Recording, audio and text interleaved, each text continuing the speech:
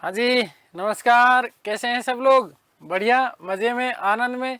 चलिए, ईश्वर आप सबको हमेशा आनंद में रखें, खूब मज़े में रखें, खूब स्वाध्याय करें, खूब अध्ययन करें, खूब मेहनत करें और अपने कर्म पथ के ऊपर लगातार बढ़ते चलें, बढ़ते चलें, बढ़ते चलें। चलिए, आप भी लाइव आ गए हैं, सब लोग लाइव आ गए हैं। सबको नमस्कार भाई। कैसे हो सब लोग? अच्छा, कल संडे था।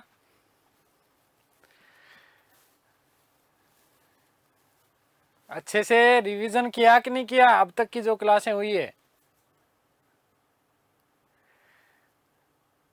सरकारी भाई पता नहीं क्या मैसेज करा। सरकारी अपडेट, धन्यवाद भाई। चलिए,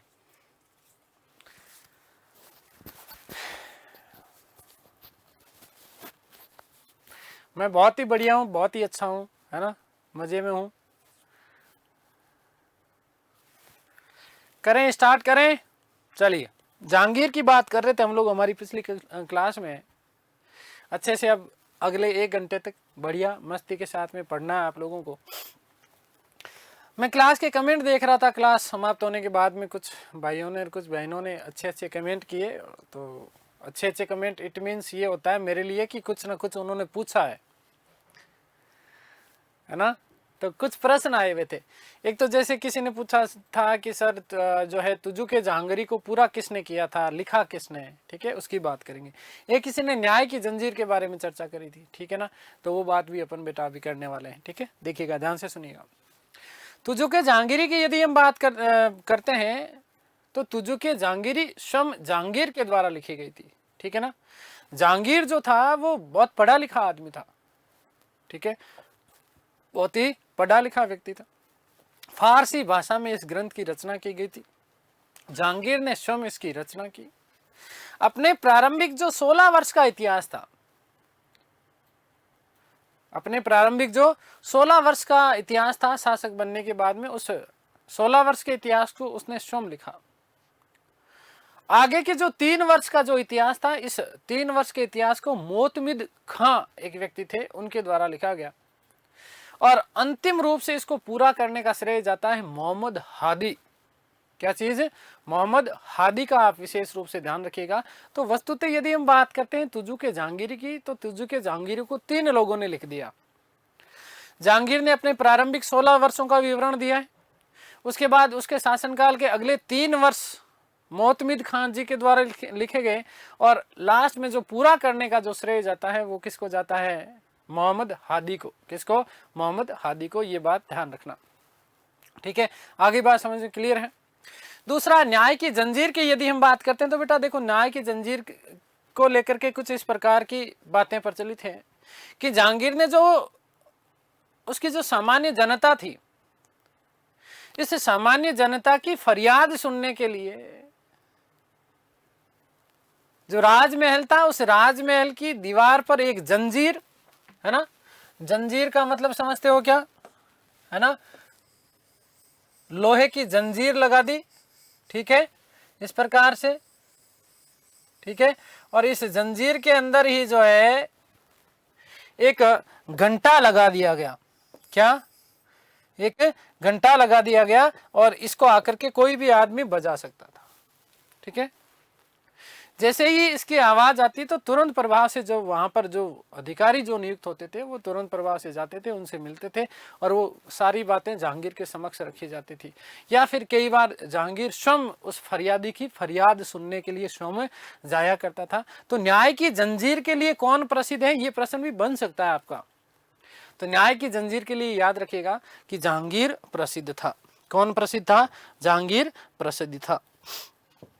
अगली बात, इसी जहांगीर के शासनकाल में 1608 ईस्वी में, कब? 1608 ईस्वी में ब्रिटिश ईस्ट इंडिया कंपनी के प्रतिनिधि के रूप में एक व्यक्ति आया और उस प्रतिनिधि का नाम मिलता है कैप्टन हॉकिंस। कौन है? कैप्टन हॉकिंस जो था प्रतिनिधि के रूप में आता है भारत 1608 में, 1608 में। और आकर के जहांगीर से आगरा के किले में मिलता है। कौन मिलता है? हॉकिंस मिलता है।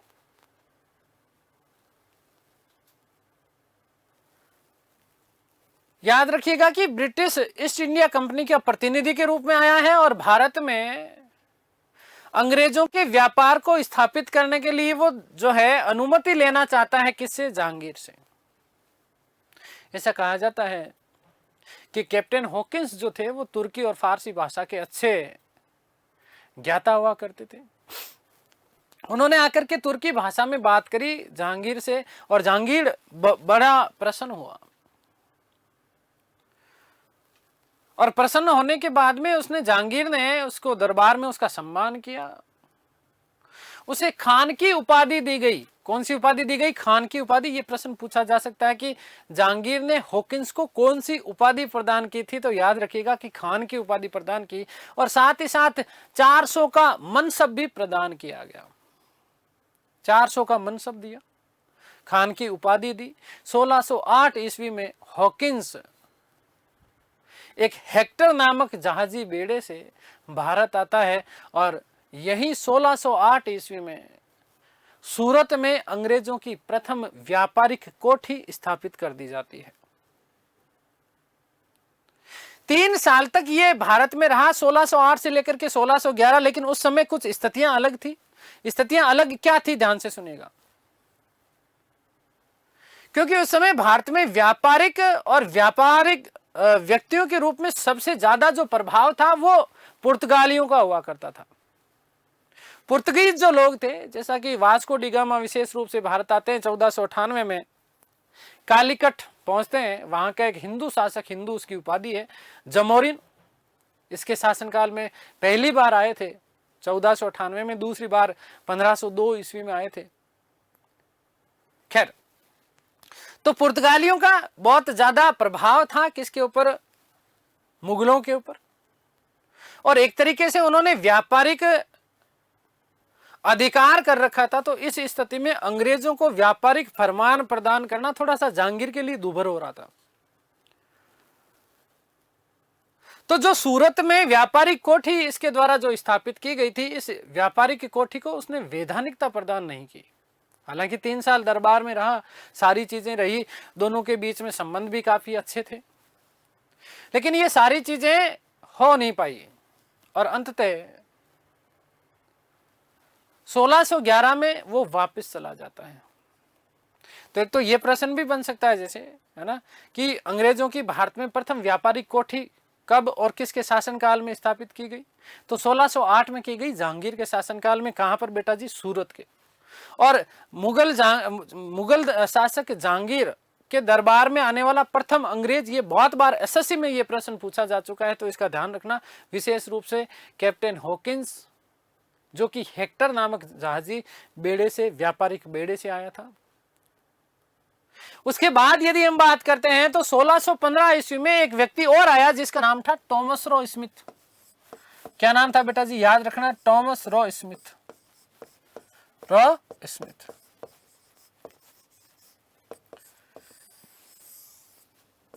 ये 1615 में भारत पहुंचता है। कब पहुंचता है?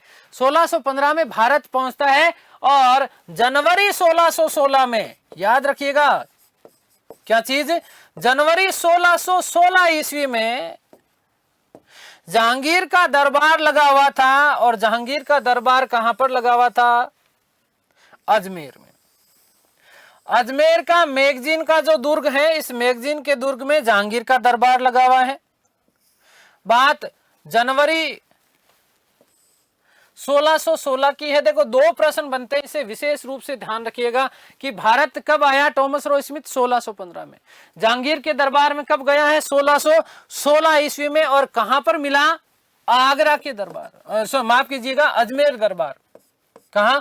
अजमेर के कौन से किले में मिला? तो याद रखिएगा कि मैगजीन दुर्ग में। कौन से दुर्ग में? मैगजीन दुर्ग में जो है थॉमस रो स्मिथ मिलता है। किससे? जहांगीर से। थॉमस रो स्मिथ को उसकी नब्ज पता थी जहांगीर की कि भाई साहब क्या चीज ले जाई जा सकती है। तो मैंने कहा ना कि शराब का 1 नंबर शो किया आदमी था। कौन? जहांगीर। तो ऐसा कहा जाता है कि खूब विदेशी शराब लेके गया था थॉमस रो स्मिथ। किसके लिए? जहांगीर के लिए। और जैसे कैसे करके पटाने का प्रयास कर लिया गया। किसको? जहांगीर को। और कुछ व्यापारिक फरमान प्राप्त करने में वो पूर्ण रूपेण तो हम लोग नहीं कह सकते, लेकिन कुछ रूप में उसने व्यापारिक अधिकार प्राप्त करने में सफलता जो है हो गई, प्राप्त हो गई थी। किसको? टॉमस रो स्मिथ को। याद रखिएगा, ये दो बड़े महत्वपूर्ण प्रश्न आप लोगों के बन जाते हैं। ठीक है, आगे बात समझ में। कहां पर मिला है टॉमस रो स्मिथ? तो याद रखिएगा कि अजमेर के मैगजीन दुर्ग में मिला है। कहां पर मिला है? अजमेर के मैगजीन दुर्ग में जो है मिला था। कौन? Thomas Roe Smith. किससे मिला है साहब? जहांगीर से। हाथ में बढ़िया सामान लेके गया है। ठीक है, खूब सारे उपहार लेके गया था। किसके लिए? जहांगीर के लिए। तो ये दो चीजें आप विशेष रूप से याद रखिएगा, एक तो हॉकिंस वाली बात याद रखिएगा, और दूसरी टॉमस रो स्मिथ वाला। टॉमस रो स्मिथ भारत कब आया? तो 1615 में आया बेटा जी। और जहांगीर से कब मिला? तो जनवरी 1616 में। कहा? मैगजीन दुर्ग, अजमेर में। मैगजीन दुर्ग कहां पर है बेटा? अजमेर। ठीक है, आ गई बात समझ में? क्लियर है? इसके अलावा यदि हम बात करते हैं तो जहांगीर के बारे में कुछ और महत्वपूर्ण बातें, जैसे किसी ने प्रश्न पूछा था मुझे अनारकली को लेकर, तो याद रखना बेटा, अनारकली की वस्तुतः ये किंवदंतियां हैं, कहानियां। अब यथार्थ कितना है हमें पता नहीं है इसके बारे में, लेकिन हाँ अनुश्रुतियां जरूरी है, मिलती है। और विशेष रूप से एक व्यक्ति था जिसका नाम था विलियम फिंच। क्या नाम था? William Finch. इस विलियम फिंच नामक व्यक्ति ने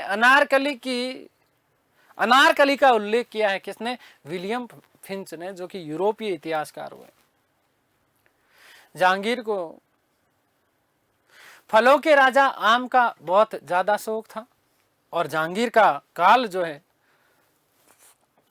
वो मुगल काल में चित्रकला के लिए स्वर्णिम युग माना जाता है, क्योंकि जहांगीर स्वयं एक उच्च कोटि का चित्रकार हुआ करता था। और जहांगीर एक बात बोलता था कि यदि किसी एक ही चित्र को अनेक चित्रकारों ने मिलकर के एक साथ बनाया है, तो मैं प्रत्येक भाग को, उस चित्र के प्रत्येक भाग को मैं ये देख करके ये बता सकता हूं कि इसका कौन सा भाग किस चित्रकार के द्वारा बनाया गया है। इतना चित्रकला में पारंगत बादशाह हुआ करता था। कौन? जहांगीर। तो चित्रकला का काल जहांगीर के काल का स्वर्णिम युग कहलाता है। एक बच्चे ने पूछा था कि अकबर कौन सा वाद्य यंत्र बजाता था?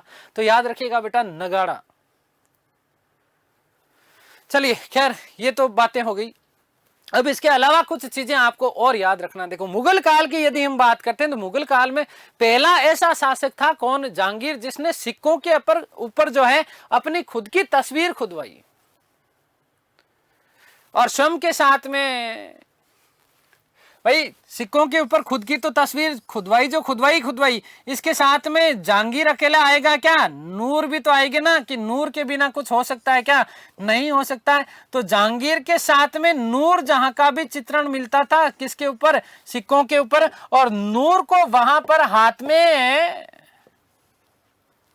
शराब का प्याला लिया हुए जो है दिखाया गया है। किसके साथ में? जहांगीर के साथ में। सिक्के जो चलाए विशेष रूप से नूरे अफसा।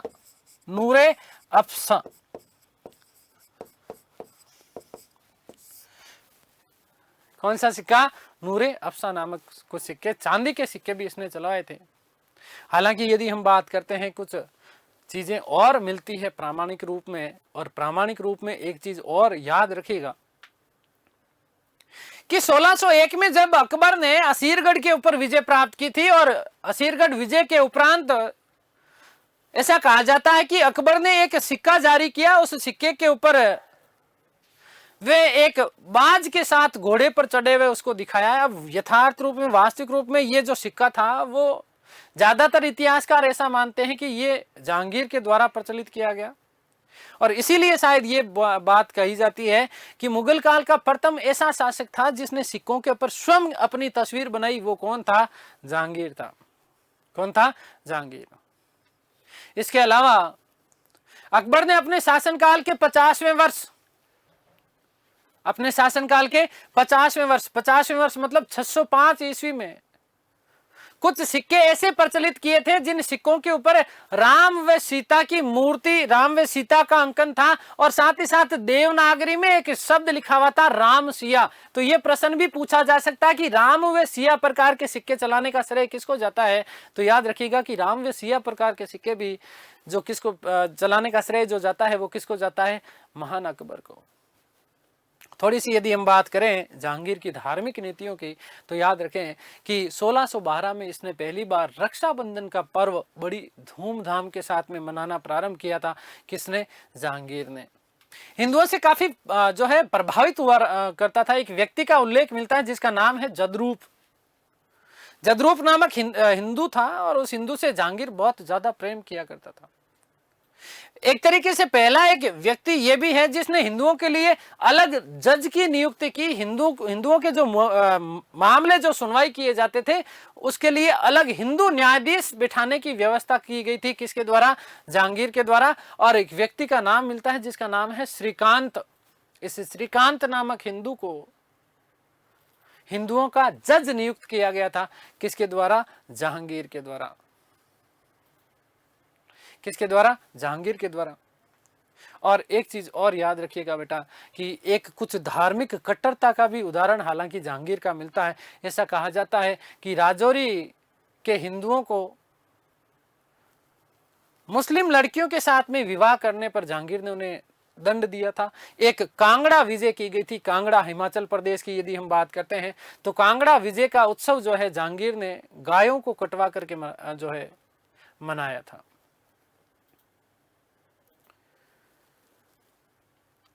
जहांगीर के काल में तीन प्रमुख हिंदू शासकों की यदि हम लोग चर्चा करते हैं तो तीन प्रमुख शासक, एक तो मानसिंह, विक्रमादित्य और टोडरमल का पुत्र जिसका नाम था कल्याण सिंह। क्या नाम था, कल्याण सिंह। एक और विशेष बात याद रखिएगा, एक प्रश्न और मेरे दिमाग में आ रहा है। किसी भाई ने मेरे से प्रश्न पूछा था कि सर रामचरित मानस की रचना किसके शासनकाल में की गई थी। तो बेटा जी याद रखिएगा कि रामचरित मानस की रचना जो है अकबर के शासनकाल में की गई थी, महाकवि तुलसीदास जी के द्वारा, अवधी भाषा में, जिसे तुलसीकृत रामायण भी कहा जाता है। क्या कहा जाता है, तुलसीकृत रामायण भी कहा जाता है। खैर कुछ बातें और। जहांगीर ने हिंजड़ों के व्यापार पर रोक लगा दी और जहांगीर के समय में ही भारत में एक नई फैशन, नई परंपरा ने जन्म लिया। कौन सी परंपरा थी, आप देखते होंगे कि भारत में अभी भी प्रचलित है। खैर ये पुरुष लोग जो हैं वो पुरुष विशेष रूप से कान को छिदवाकर उसमें कुछ रत्न व गहने पहनते हैं, लौंग जिसको बोलते हैं स्थानीय भाषा में, है ना। तो याद रखिएगा कि पुरुषों ने कान छिदवा करके उसमें गहने वे रत्न पहनना किसके शासनकाल में प्रारंभ किया था, याद रखिएगा जहांगीर के काल में। किसके काल में, जहांगीर के काल में। एक लॉजिकल प्रश्न और आपसे सीधा सीधा पूछा जा सकता है कि वो कौन सा ऐसा शासक था, मुगल कौन सा ऐसा शासक था जिसने सिक्कों को सुंदर लेखों से सुसज्जित करवाया। तो उस स्थिति में भी याद रखिएगा कि उस स्थिति में भी आपका जो है उत्तर क्या होने वाला है, जहांगीर होने वाला है। एक एतमादुद्दौला का मकबरा मैं आपको पिछली कक्षा में बता चुका हूं, वहां से आपका प्रश्न बनने की पूरी संभावना बन जाया करती है। ठीक है, आगे बात समझ में क्लियर है। तो हम जहांगीर के बारे में कुछ चीजें बात कर रहे हैं।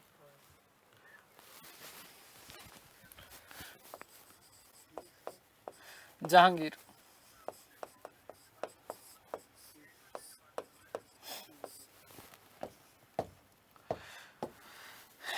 कि 1608 ईस्वी में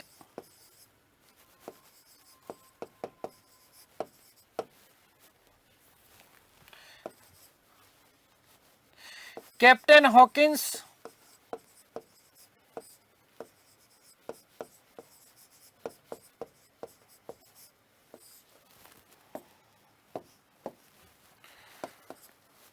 हेक्टर नामक जहाजी बेड़े से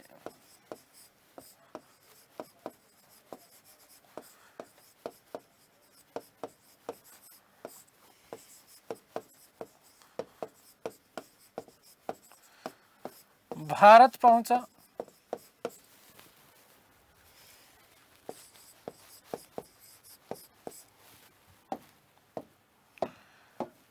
अंग्रेजों ने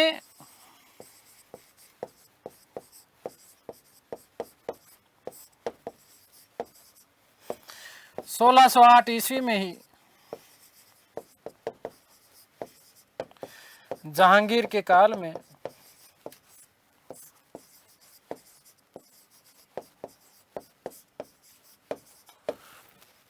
सूरत में प्रथम व्यापारिक कोठी की स्थापना की। Surat Gujarat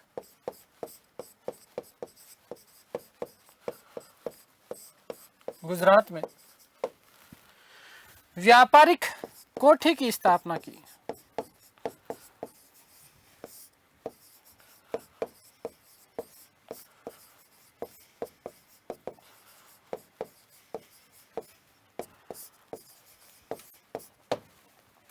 captain Hawkins, next बात, कैप्टन हॉकिंस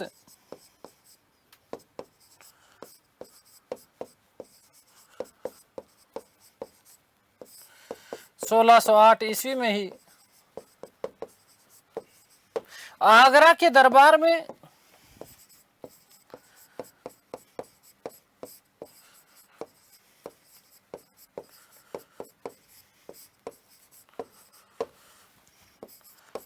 जहांगीर से मिला।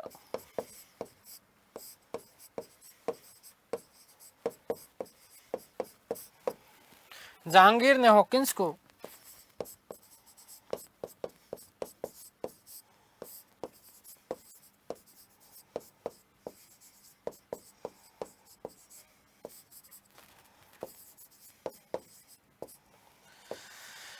याद रखिएगा कि खान की उपाधि प्रदान की।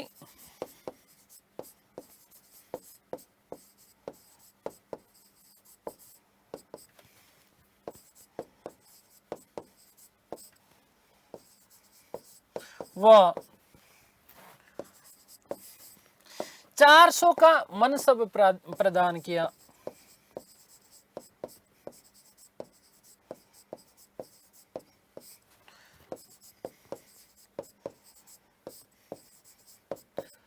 स्क्रीनशॉट ले लीजिएगा बेटा।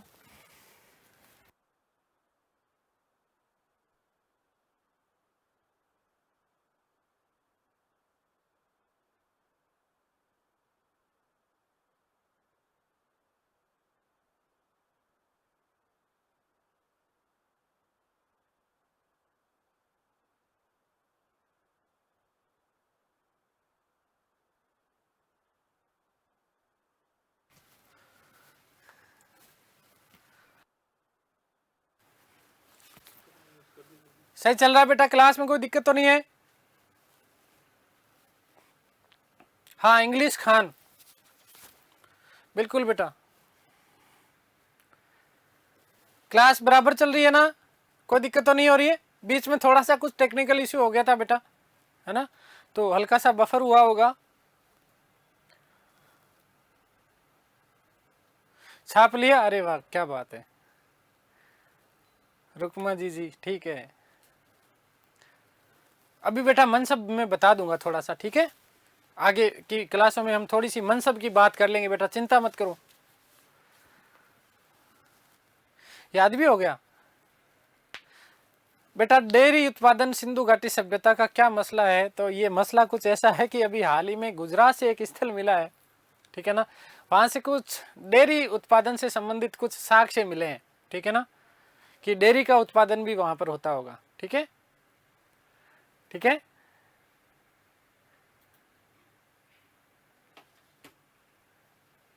हमारे प्यारे से रसगुल्ले सर, आप सबके प्यारे से राज दुलारे से बहुत प्यार करते हैं, है ना, गौरव कुमार गौरव सर, है ना, तो उन लोगों ने उन्होंने सर ने भी बता दिया होगा आप लोगों को। हाँ बेटा, रीट वाले भी पढ़ सकते हो। ठीक है, हो गया क्लियर?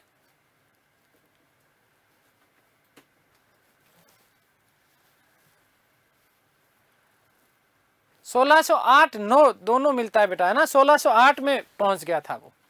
ठीक है, कौन सी बुक में पढ़ा बताओ?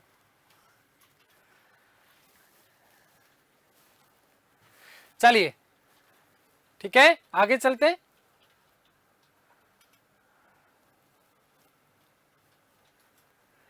चलिए ठीक है बेटा, ठीक है, बस अब आराम से पढ़ो बेटा।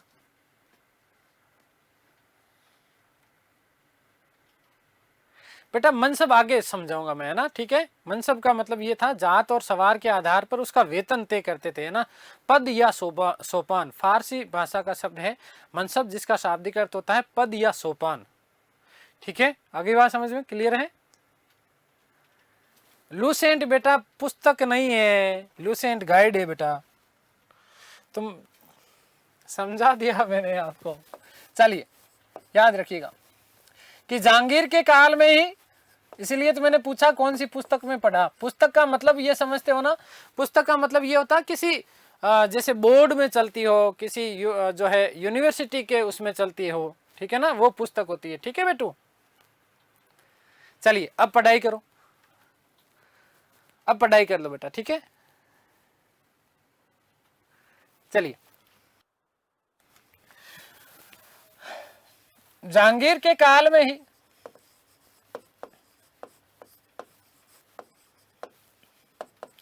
Sir Thomas Roe Smith, sir Thomas Roe Smith 1615 ईस्वी में, 1615 ईस्वी में भारत आए।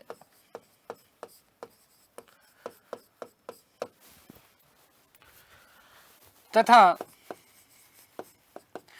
जनवरी 1616 ईस्वी में, जनवरी 1616 ईस्वी में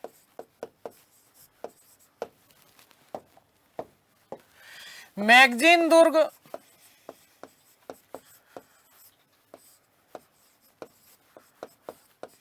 अजमेर में जहांगीर से मिले।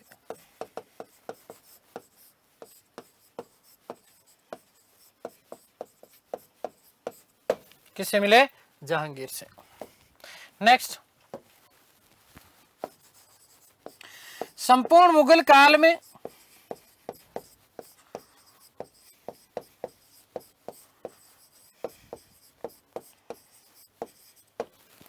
जहांगीर प्रथम शासक था,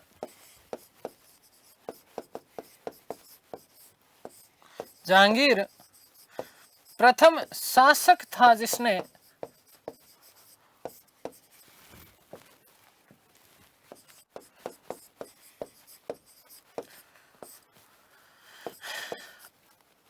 सिक्कों पर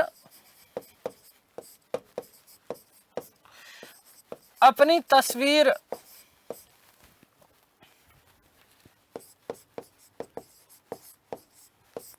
अंकित करवाई।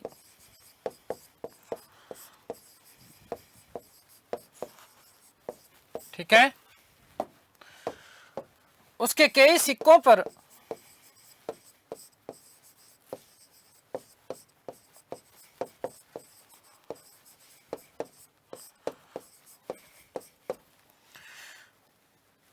उसके साथ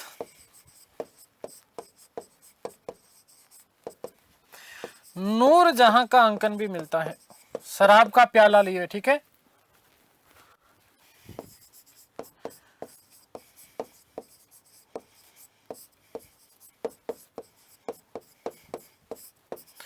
प्रथम शासक जिसने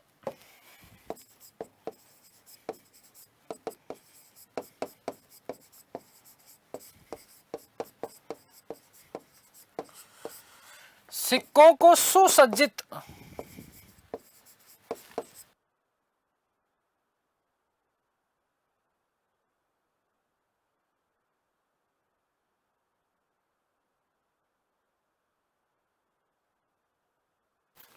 सिक्कों को लेख से सुसज्जित करवाया।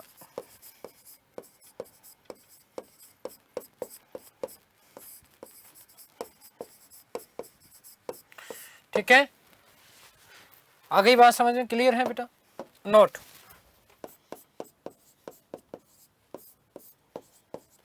अकबर ने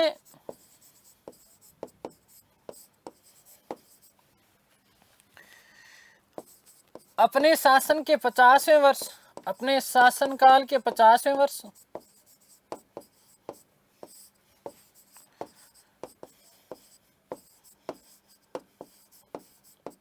ये पूछा हुआ है, इंपॉर्टेंट कर लेना इसको। राम सिया प्रकार के सिक्के चलाए।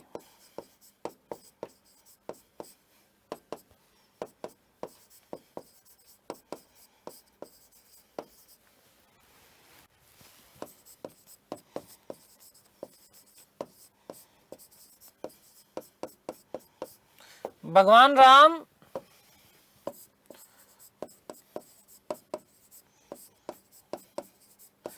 वे माता सीता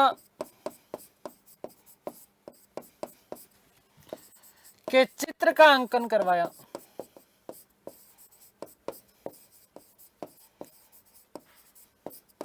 स्क्रीनशॉट लो, आगे चलते हैं बेटा।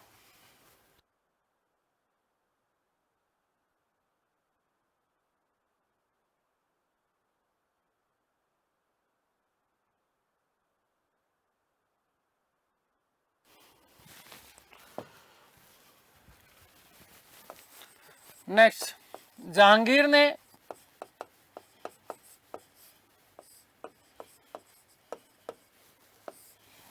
1612 ईस्वी में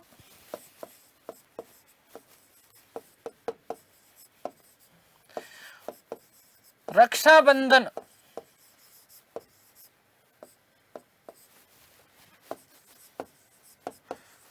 मनाना प्रारंभ किया।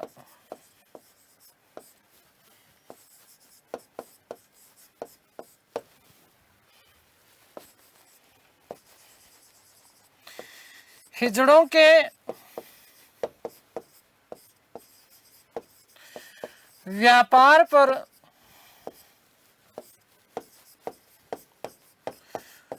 रोक लगवाई।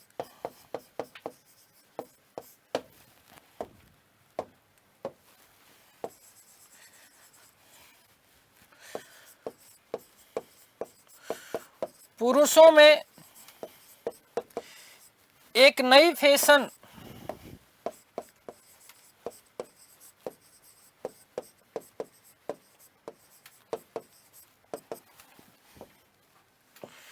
कान छिदवाकर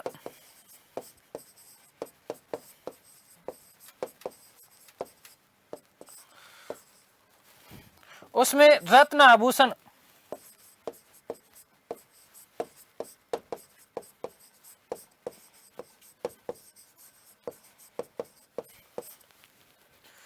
पहनने की परंपरा प्रचलित की।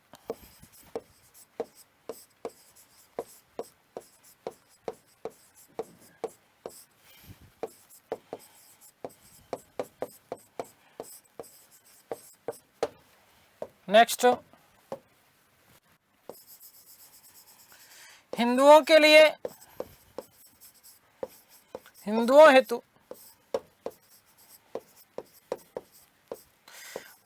अलग से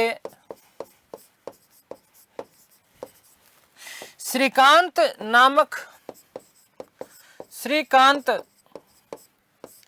नामक न्यायाधीश की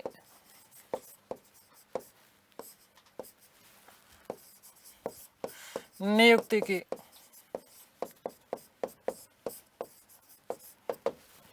नेक्स्ट, सामान्य जनता की फरियाद सुनने हेतु, इंपॉर्टेंट कर लेना इसको बेटा,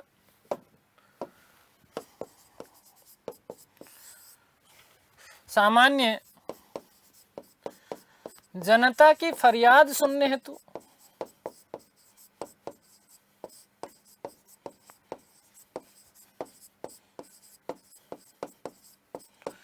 न्याय की जंजीर लगवाई।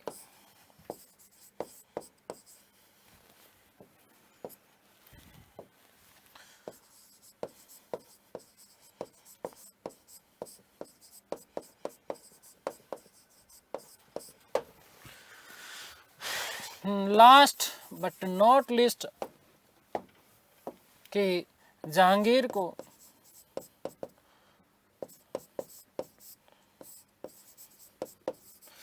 फलों के राजा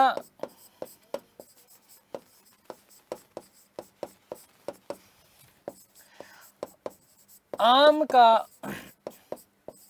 बड़ा शौक था।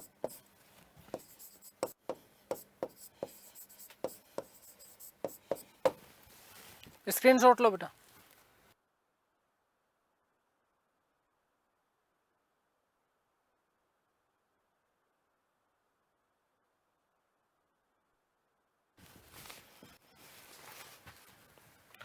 अगली बात कि जहांगीर के काल में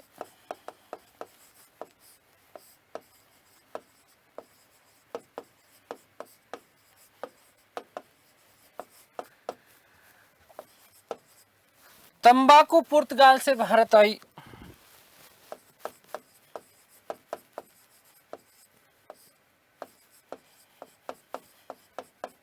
जिसके ऊपर रोक लगवा दी थी बेटा 1617 में, बता चुका। पुर्तगाल से भारत लाई गई।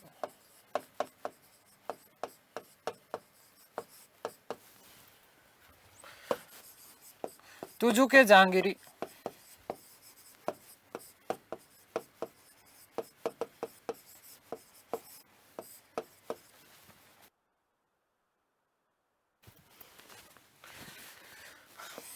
याद रखिएगा कि फारसी भाषा में लिखित है।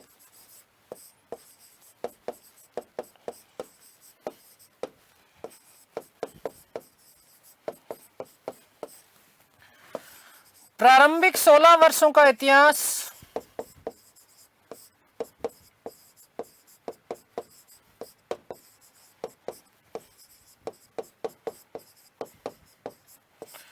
स्वयं जहांगीर ने लिखा है। स्वयं जहांगीर द्वारा लिखा गया।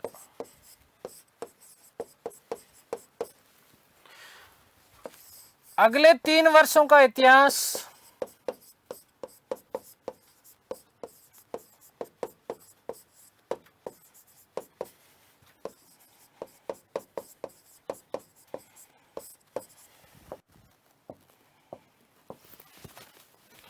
मोहतमिद खां के द्वारा लिखा गया।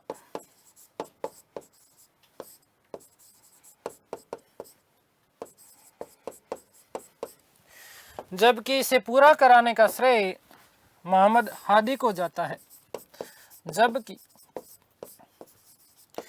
इसे पूरा कराने का श्रेय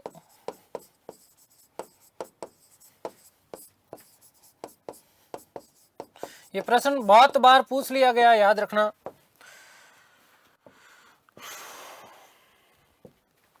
मोहम्मद हादी को जाता है।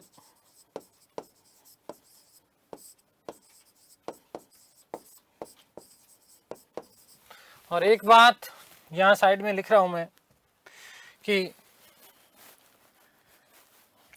जहांगीर का काल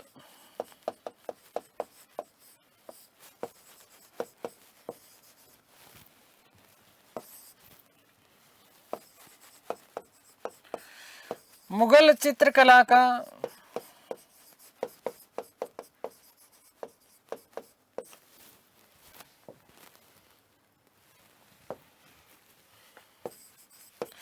स्वर्णिम युग कहलाता है।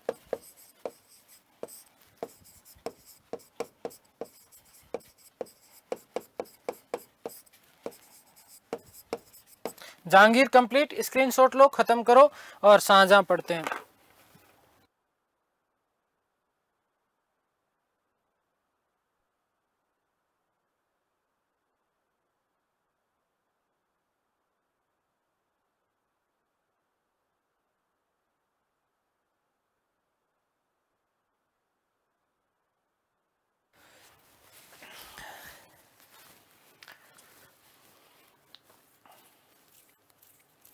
हो गया, कंप्लीट हो गया। यहां तक किसी को कोई भी दिक्कत है क्या?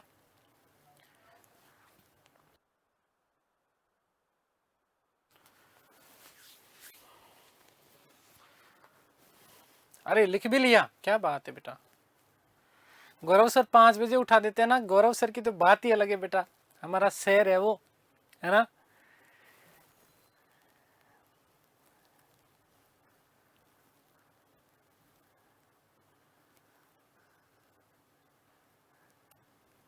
चलिए स्टार्ट करें बेटा आगे।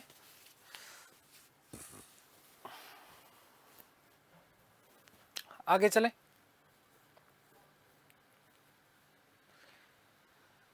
कोई दिक्कत नहीं है ना, छाप लिया। अरे बेटा जो पढ़ा रहा हूँ ना वो प्रामाणिक पुस्तकों से पढ़ा रहा हूँ ना, तो कोई गाइड का मैं नाम लेना चाहता हूँ ना कुछ, है ना। जिसको समझ में आता है वो चुपचाप पढ़ ले, ठीक है। यदि कोई इधर उधर होगा फैक्ट तो अपन बाद में बात कर लेंगे इसके बारे में, है ना। है नहीं वैसे, ठीक है। मेरा प्रयास यही रहता कि 99.99% आपको जो है एग्जैक्ट फैक्ट आपको दिए जाए बेटा, ठीक है। चलिए ठीक है,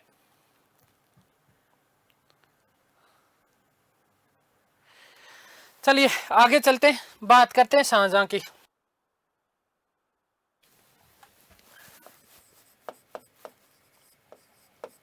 शाहजहां तो जहांगीर की मृत्यु के बाद में जो शासक बने वो कौन थे? शाहजहां। शाहजहां का शासनकाल के समय की यदि हम बात कर लें बेटा तो याद रखिएगा कि 1627 से लेकर के 1627 ईस्वी से लेकर के 1658 ईस्वी यहां तक का जो शासनकाल का समय है वो किसका है? शाहजहां।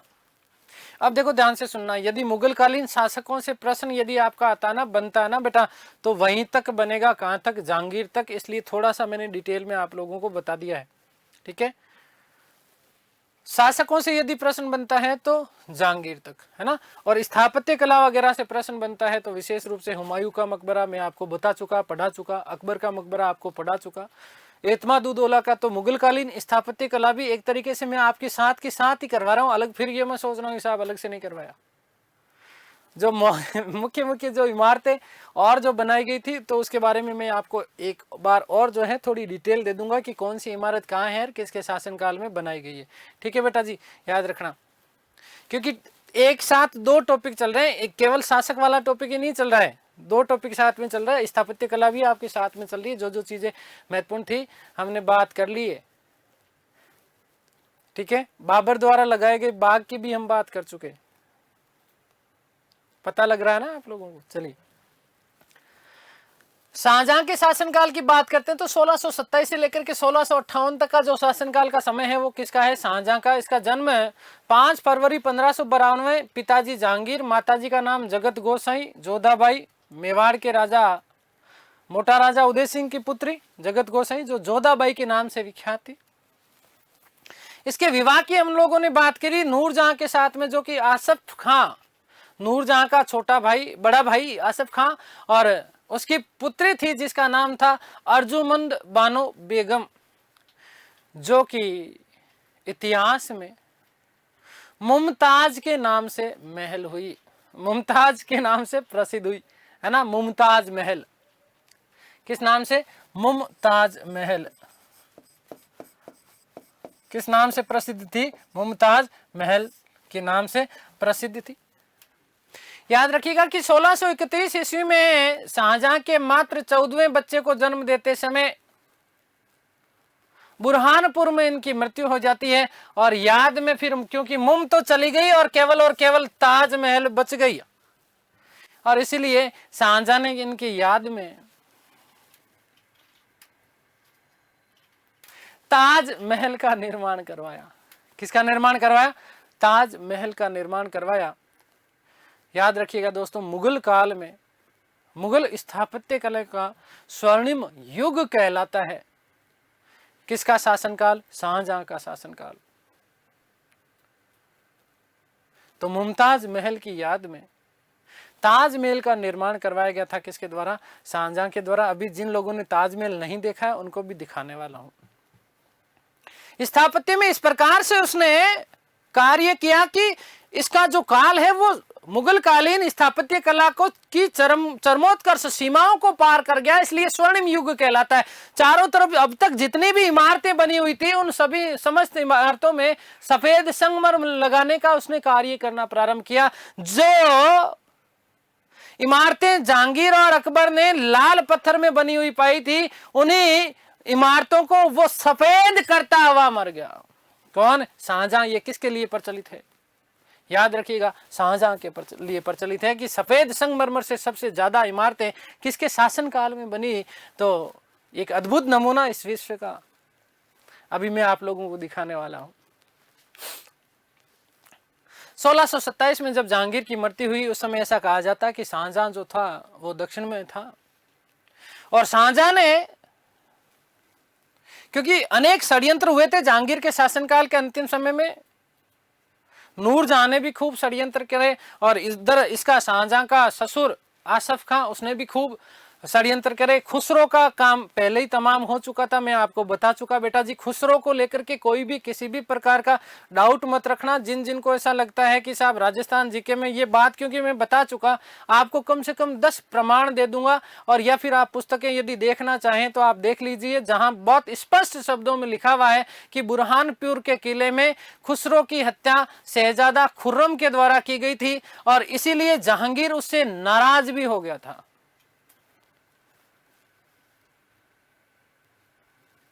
कुछ मैं पुस्तकें बता देता हूं आप लोगों को, यदि देखना चाहें तो। माध्यमिक शिक्षा बोर्ड RBSC की पुस्तक उठा करके देखें, 11th और 12th क्लास की इतिहास विषय की, तो आपको उसमें मिल जाएगा। Rajasthan university BA second year की पुस्तक आती है, उसमें उठा करके देखिएगा, मिल जाएगा। और सबसे बड़ी हम बात कर लेते हैं DU, है ना, दिल्ली यूनिवर्सिटी, ठीक है, उसकी पुस्तक उठा करके देखिएगा। DU की प्रामाणिक पुस्तकों में बहुत स्पष्ट ये बात लिखी गई है कि खुसरो की हत्या जो है शहजादा खुर्रम के द्वारा की गई थी। खैर, तो मैंने अभी कहा कि जब जिस समय राजनीतिक उठापटक ये चल रही थी, उसी समय शाहजहां का पुत्र ससुर आसफ खां, इस आसफ खान ने खुसरो का एक पुत्र था जिसका नाम था दावर बख्श। बहुत मोस्ट इंपोर्टेंट प्रश्न बनता है, नोट कर लीजिएगा इस चीज को, कि मुगल कालीन इतिहास में बलि का बकरा किसे कहा जाता है।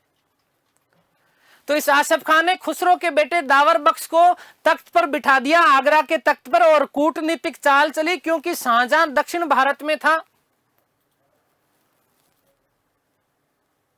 अपने दामाद शाहजहां को बाद में बुलाया, और बुला करके शाहजहां के हाथों इस दावर बख्श को मरवा दिया। बेचारे का कोई निरपराध व्यक्ति था, कोई अपराधी नहीं था। और 4 फरवरी 1628 ईस्वी को आगरा के राज सिंहासन पर अबुल मुजफ्फर शिहाबुद्दीन मोहम्मद साहिब किराना सानी की उपाधि से, छोटा सा नाम है, बड़ा नाम नहीं है,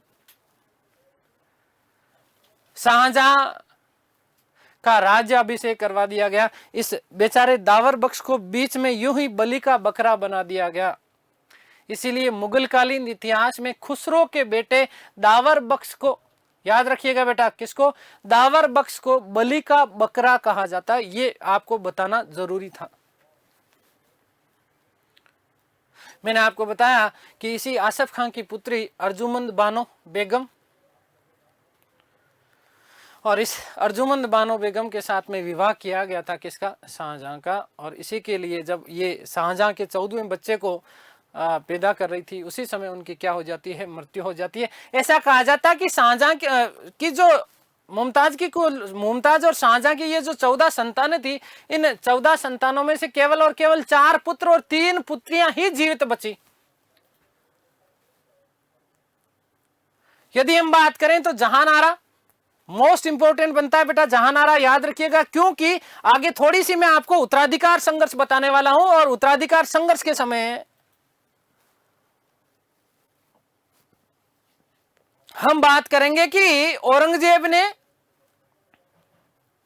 दारा शिकोह को पराजित किया। दारा शिकोह भाग जाता है, और भागने के बाद में शाहजहां को औरंगजेब ने बंदी बनाया, और मुसम्मन बुर्ज में उसे कैद कर लिया गया। संपूर्ण मुगल काल में प्रथम ऐसा शासक जिसे अपने अंतिम दिनों में बहुत जो है पीड़ा उठानी पड़ी, और कैदी के भांति अपने अंतिम जीवन उसने गुजारे, वो व्यक्ति कौन था, वो शाहजहां था। याद रखिएगा, ये प्रश्न बनता है। औरंगजेब ने उसे कैद करके मुसम्मन बुर्ज में, ये प्रश्न भी बनता है कि अपना अंतिम समय कहां पर बिताया, तो मुसम्मन बुर्ज में उसने बिताया था। और उसी समय उसकी सबसे बड़ी पुत्री जिसका नाम जहान आरा था, इस जहान आरा ने शाहजहां की देख रेख करी थी। जहानारा के बाद में एक इसका पुत्र दारा सिको बहुत मोस्ट इंपोर्टेंट बनता है, जिसे एक इतिहासकार हुए जिनका नाम था लेनपुल। देखो अभी आपका ध्यान बेटा जी केवल और केवल पढ़ने में होना चाहिए। इतिहासकार लेनपुल ने दारा सिको को लघु अकबर कहा है उसकी धार्मिक उदार नीतियों के कारण। ये वही दारा सिको है जिन्होंने 52 उपनिषदों का फारसी भाषा में रूपांतरण करवाया और उसे नाम दिया सिर्रे अकबर।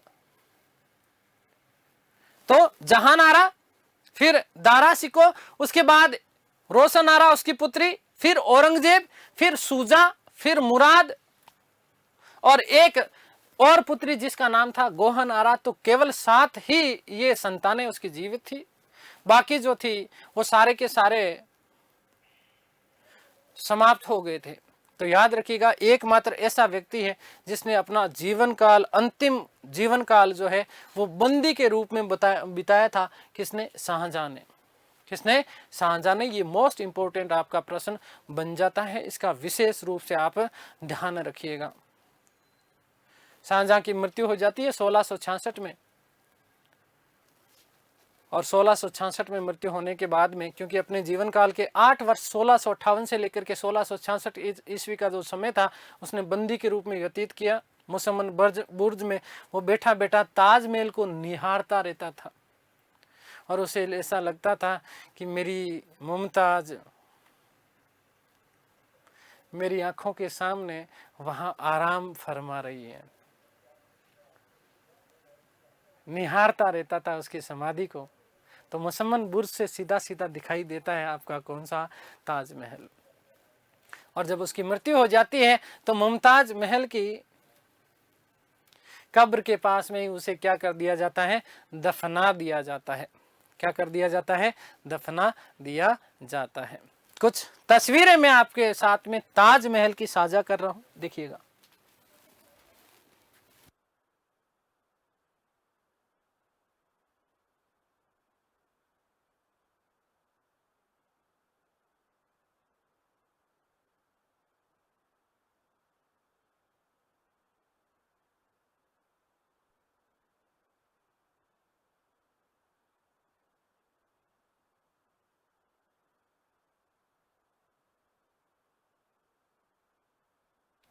तो देखिएगा,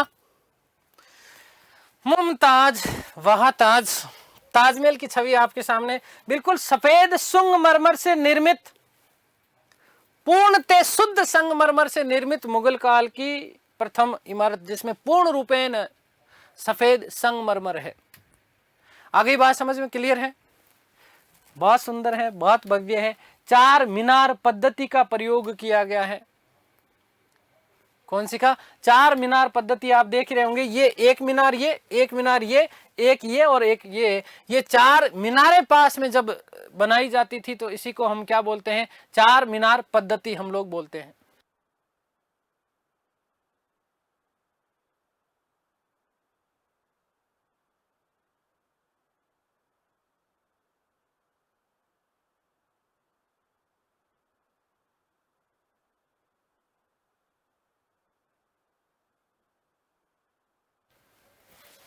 दिख रहा है आप लोगों को?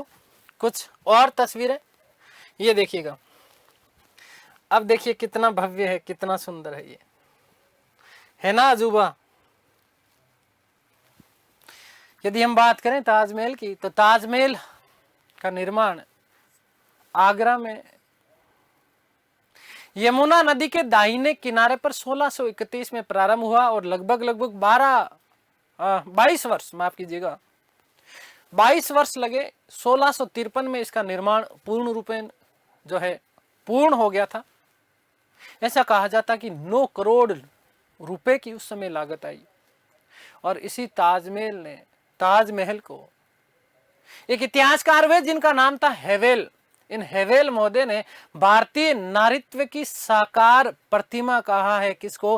ताजमहल को। वही पूजनीय गुरुदेव रविंद्रनाथ टैगोर ने काल के गाल पे टपकता हुआ आंसू याद रखिएगा, मोस्ट इंपोर्टेंट प्रश्न बनता है बेटा। काल के गाल पर टपकता हुआ आंसू किसको कहा गया? ताजमहल को। किसके द्वारा? रविंद्रनाथ टैगोर के द्वारा। है ना भव्य, है ना सुंदर। यदि आगे हम बात करते हैं तो ताजमहल के जो वास्तुकार थे, मुख्य वास्तुकार, वो माने जाते हैं अहमद लाहौरी। कौन? अहमद लाहौरी, जिसे शाहजहां ने एक उपाधि प्रदान करी थी जिसका नाम था नादिर उल असरार। और ताजमहल का जो मुख्य मिस्त्री माना जाता है उसका नाम था उस्ताद ईसा खां। उस्ताद ईसा खां। और ताजमहल का मकबरा किससे प्रेरित था? ये आपका सीधा सीधा प्रश्न बनता है। तो जब मैंने आपको हुमायूं का मकबरा पढ़ाया तब मैंने आपको कहा था कि ताजमहल का मकबरा जो है, ताजमहल जो है हुमायूं के मकबरे से प्रभावित था। हुमायूं के मकबरे को ताजमहल का पूर्वगामी कहा जाता है। क्या कहा जाता है? ताजमहल का पूर्वगामी भी कहा जाता है। ये बात स्पष्ट रूप से याद रखिएगा, आपका प्रश्न बेटा यहां से बनता है। तो देखिएगा, है ना भव्य। चलिए कुछ तस्वीरें, और ये अंदर की तस्वीर है, ताजमहल के अंदर की है। ठीक है, इस प्रकार से ये वाली चीज बेटा मेहराब कहलाती है, मैं पहले भी बता चुका। इस प्रकार का ये पित्रा-द्यूरा है जो आप सामने देख रहे हैं। एक प्रश्न और भी बनता है कि सर्वाधिक पित्रा-द्यूरा का प्रयोग, देखो चीजों को समझना है, मैं दिखा रहा हूं और सिखा रहा हूं। जीवन में केवल रट्टा मारना और लिखना ही महत्वपूर्ण नहीं होता, चीजों को समझ करके दिमाग में उतारना ज्यादा महत्वपूर्ण होता है। पन्ने खूब भरे हुए पड़े हैं आपके पास, इतने नोट्स बनाए हुए पड़े होंगे ना कि पूछो मत। अभी दीपावली की जो है साफ सफाई चल रही होगी और बाहर से जब आवाज आती है ना 15 रुपए किलो, तो भागे भागे जाते हो। भैया वो 20 रुपए दे रहा था। किताबें खूब भरी पड़ी है आपके पास में, गाइडें खूब भरी पड़ी है, पन्ने खूब आपने छाप लिए जीवन में, लेकिन थोड़ा तरीका बदलना पड़ता है सफल होने के लिए। तो मेरा प्रयास यही है कि कुछ तरीका बदला जाए। देखिएगा, आप ये जो देख रहे हैं ये चीज पित्रा-द्यूरा है बेटा। सर्वाधिक पित्रा-द्यूरा का प्रयोग किसमें किया गया? ये प्रश्न आता है, देखो ध्यान देना। सर्वाधिक पित्रा-द्यूरा का प्रयोग कहां पर किया गया है? ताजमहल में। मुगल काल में पहली बार पित्रा-द्यूरा का प्रयोग कहां किया गया था? एतमाद-उद-दौला के मकबरे में। कहां? एतमाद-उद-दौला के मकबरे में पहली बार प्रयोग किया गया था। जबकि सर्वाधिक कहां पर मिलेगा आपको? ताजमहल में। कहां पर? ताजमहल में। चलिए आगे बात समझ में क्लियर है ना? ये लॉजिकल कॉन्सेप्चुअल आपके प्रश्न है। आगे हम बात करते हैं। देखिएगा, ये इस प्रकार से मजार है। एक तरफ ताजमहल मुमताज और एक तरफ शाहजहां, दोनों की मजार है, पास में बनी हुई है। ये जो है नक्काशीदार जालियां हैं चारों तरफ, ये जो देख रहे हैं ये भी पूर्णतः सफेद संगमरमर से बनी हुई है। और सर्वोत्कृष्ट जो नक्काशीदार जालियां हैं वो किसके मकबरे में है? ये याद रखिएगा, यहीं से बता रहा हूं, देखो कंपैरिजन कर रहा हूं। अपनी सर्वोत्कृष्ट नक्काशीदार जालियों के लिए मुगल काल की कौन सी इमारत प्रसिद्ध है? तो याद रखिएगा शेख सलीम चिश्ती का मकबरा, जिसमें नक्काशीदार जालियां बनवाई गई थी जहांगीर के द्वारा। किसके द्वारा? जहांगीर के द्वारा। ठीक है, कि शेख सलीम चिश्ती का मकबरा किसके लिए प्रसिद्ध है? तो ये प्रश्न भी आपका बन सकता है। तो सर्वश्रेष्ठ नक्काशीदार जालियों के लिए प्रसिद्ध है। थोड़ा सा जूम करके देखने का प्रयत्न करते हैं, यदि आपको ये दिखाई दे रहा होगा तो इस तरीके से आप देखिएगा। ये इस प्रकार से नक्काशीदार जालियां हैं। मजा आ रहा है? आनंद आ रहा है? देखो एक एक चीज हमने बता दी आपको बेटा।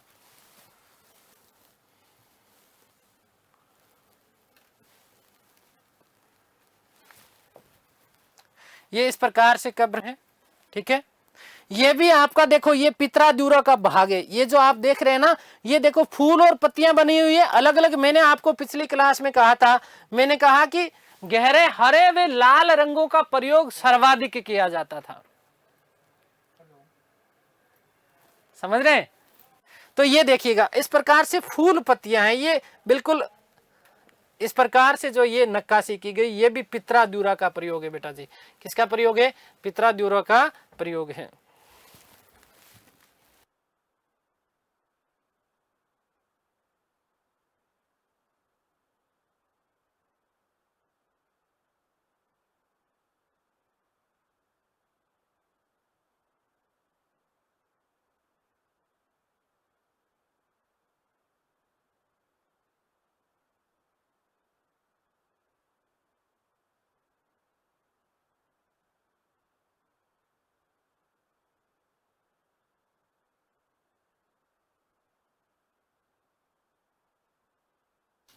ठीक है, क्लियर। ये कुछ फिर वही वाली बात, ये पित्रादुरा है जो आप सामने ये देख रहे हैं, इस प्रकार की फूल पत्तियां, ये पूरा का पूरा आपका क्या है, पित्रादुरा है। ये थोड़ा ताजमहल को और ज्यादा पास से देखने का जब प्रयत्न करते हैं तो ये देखिएगा, ये इस प्रकार से आपका ताजमहल है, पूर्णतः सफेद संगमरमर से निर्मित है। ये आप ये भी जो सामने देख रहे हैं, ये पूरी की पूरी जो नक्काशी की गई है, ये भी बेटा क्या कहलाती है, ये पित्रादुरा है। तो अब मुझे नहीं लगता कि पित्रादुरा से संबंधित आपको कभी भी कोई भी समस्या आने वाली है। ठीक है, ये ऊपर वाला जो भाग है ये आपका गुंबद कहलाता है। क्या कहलाता है, गुंबद कहलाता है। क्लियर हो गई बात। ये देखिएगा, है ना सुंदर भव्य।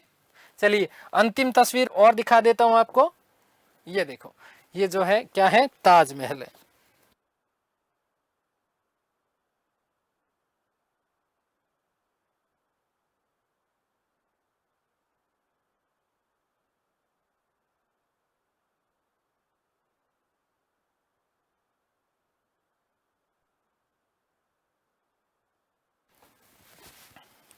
कुछ चीजें यहीं पर मैं अब आप लोगों के लिए लिख रहा हूं कि ताजमहल का निर्माण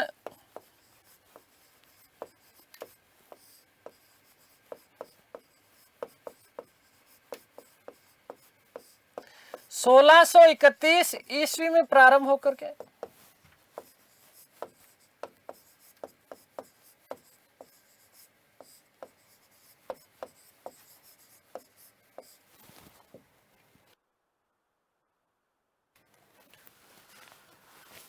1653 ईस्वी तक चला।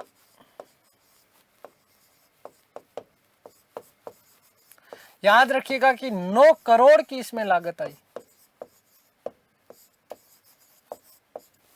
9 करोड़ की इसमें क्या आई है, लागत आई।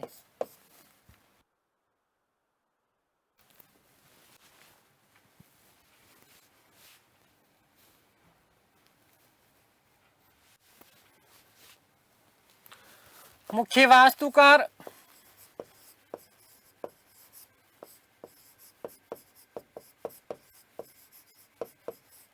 यहां से प्रश्न पूछा जा चुका है।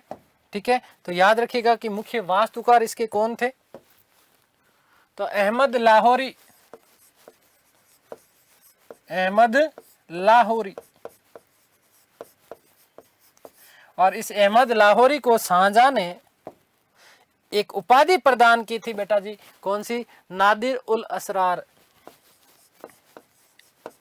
नादिर उल असरार की उपाधि।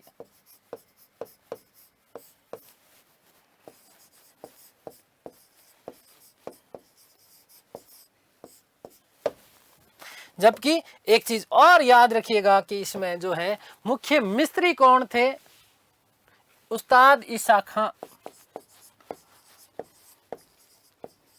मुख्य मिस्त्री उस्ताद ईसा खां।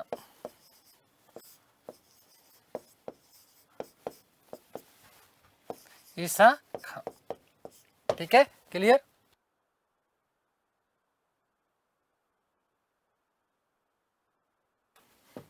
याद रखिएगा कि ताजमहल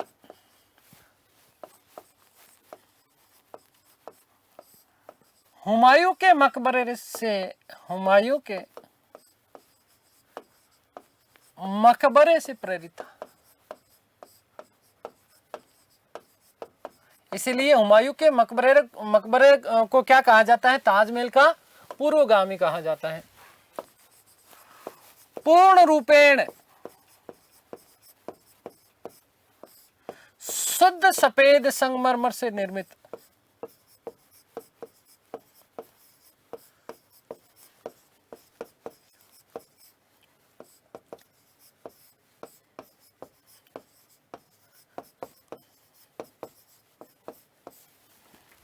सर्वाधिक पित्रादुरा का प्रयोग, सर्वाधिक पित्रादुरा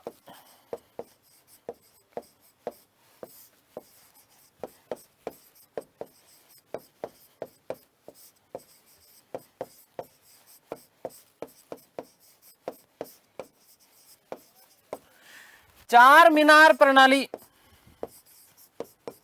चार मीनार व चार बाग।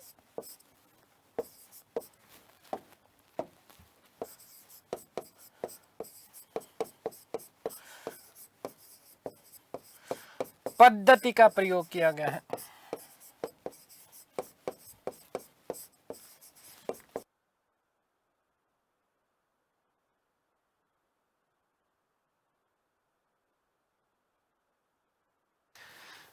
तो प्यारे साथियों, ये हमने बात कर ली ताजमहल की, और साथ ही साथ हमने बात कर ली किसकी, शाहजहां की। कुछ और छोटी मोटी जो चीजें होगी वो हम हमारी अगली कक्षा में बात करेंगे, ठीक है। तो मजा आया कि नहीं आया? खूब आनंद के साथ में देखिए ताजमहल भी दिखा दिया है मैंने, ठीक है। ताजमहल से आपका प्रश्न बन सकता है, याद रखिएगा। शाहजहां के बारे में ज्यादातर जो महत्वपूर्ण बातें थी वो हम लोग चर्चा कर चुके हैं। कुछ थोड़ा सा रेस्ट ऑफ पार्ट यदि इसका कुछ रहेगा तो हम हमारी अगली कक्षा में इसके बारे में बात करने वाले हैं, ठीक है। तो ईश्वर से प्रार्थना करता हूं कि आप सब स्वस्थ रहें, मस्त रहें, तंदुरुस्त रहें, आह्लादित और प्रसन्नचित रहें। इस सृष्टि की संपूर्ण खुशियां मेरे प्यारे भाइयों और बहनों को मिले, आप लोग जल्द से जल्द सफल हो। इन्हीं शुभकामनाओं के साथ मिलते हैं हमारी अगली कक्षा में। तब तक के लिए धन्यवाद। Thank you so much.